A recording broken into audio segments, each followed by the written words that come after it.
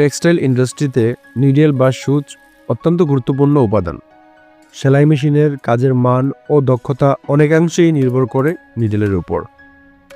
Needle শুধুমাত্র কাপড় ছিদ্র করে সুতা প্রবেশ করায় না, এটি ফেব্রিকের গুণগত মান ও ফিনিশিংকে প্রভাবিত করে। তাই একজন টেক্সটাইল শিক্ষার্থী, অপারেটর কিংবা গার্মেন্টস ইন্ডাস্ট্রিতে কাজ করতে ইচ্ছুক ব্যক্তি হিসাবে নিডেলের গঠন ভালোভাবে জানা অত্যন্ত গুরুত্বপূর্ণ। আজকের এই কন্টেন্টের মাধ্যমে আমরা নিডেলের প্রতিটি অংশ নিয়ে বিস্তারিত আলোচনা করব এবং প্রতিটি অংশের কার্যকারিতা বুঝে নেব। চলুন তাহলে আর দেরি না করে এখনই শুরু করা যাক। নিডেলের প্রধান অংশসমূহ। একটি সাধারণ সেলাই মেশিনে নিডেলকে প্রধানত যে অংশগুলো দেখাবো ওই অংশগুলোতেই ভাগ করা যায়। প্রথমেই বাট। এটি নিডেলের একদম উপরের অংশ। নিডেল যখন মেশিনে সেট করা হয় তখন বাট অংশটি নিডেল বারের সাথে সংযুক্ত হয়। বিভিন্ন কোম্পানির মেশিনের বাটের ডিজাইন একটু আলাদা হয়।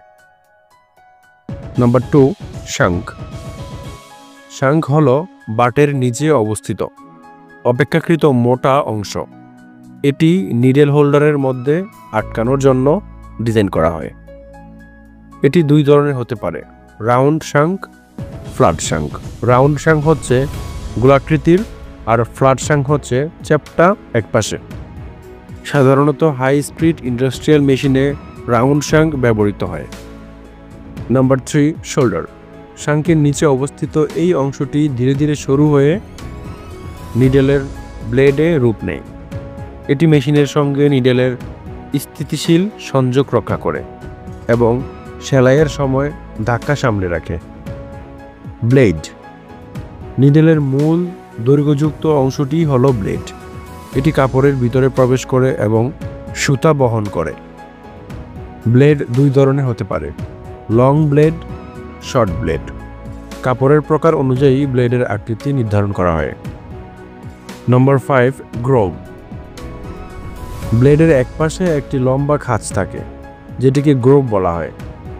এই গ্রোভের ভিতর দিয়ে সুতাটি চলে আসে এবং সেলাইয়ের সময় ফেব্রিকের সঙ্গে কম ঘর্ষণের কাজ করে।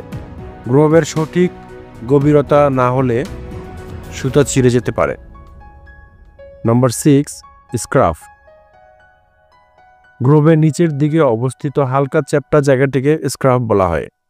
এটি লুপার বা ববিন হুককে নিডেলের থেকে সুতা ধরতে সাহায্য করে। স্ক্রাফ না থাকলে বা ভুল স্ক্রাফ হলে সেলাইতে স্কিপ হতে পারে। Number 7, I. নিডেলের নিচের অংশে ছোট ছিদ্রটি আই। এখান দিয়ে সুতো নিডেলের মধ্যে ঢোকানো হয়। আই এর আকৃতি ও মসৃণতা গুরুত্বপূর্ণ কারণ এটি সেলাইয়ের সময় সুতা টান পড়ে কিনা তা নির্ধারণ করে। Number 8, point. নিডেলের একদম নিচে ধারালো অংশটি হলো পয়েন্ট। এটি ফেব্রিক ছিদ্র করে সুতা প্রবেশ করায়। বিভিন্ন কাজের জন্য বিভিন্ন ধরনের পয়েন্ট ব্যবহৃত হয়, যেমন শার্প পয়েন্ট অর্থাৎ হলো ধারালো পয়েন্ট। বুনন কাপড়ের জন্য ব্যবহৃত হয় sharp point. Ball point. Tricot বা জার্সি কাপড়ের জন্য বল পয়েন্ট ব্যবহার করা হয়। টুইস্ট পয়েন্ট, ইস্ট পয়েন্ট স্পেশাল ফেব্রিকের জন্য ব্যবহার করা হয়। নিডেল নির্বাচন কেন গুরুত্বপূর্ণ? সঠিক নিডেল ব্যবহার না করলে এই সমস্যাগুলো হতে পারে। সুতা ছিঁড়ে যাওয়ার সমস্যা, কাপড়ের ছিদ্র বড় হয়ে যাওয়ার সমস্যা, সেলাই স্কিপ করা, কাপড় টেনে নিয়ে ফেব্রিকের গঠন নষ্ট হওয়া, মেশিনের থ্রেড ব্রেক বা নিডেল ব্রেক হয়ে যাওয়া। এই সমস্যাগুলো এড়াতে অবশ্যই সঠিক নির্বাচন করা খুবই গুরুত্বপূর্ণ। শুধু সুন্দর সেলাই নয়, বরং পুরো প্রোডাকশন কোয়ালিটি বজায় রাখার জন্য নিডেল নির্বাচন খুবই গুরুত্বপূর্ণ। ব্যবহার অনুযায়ী নিডেলের টাইপ।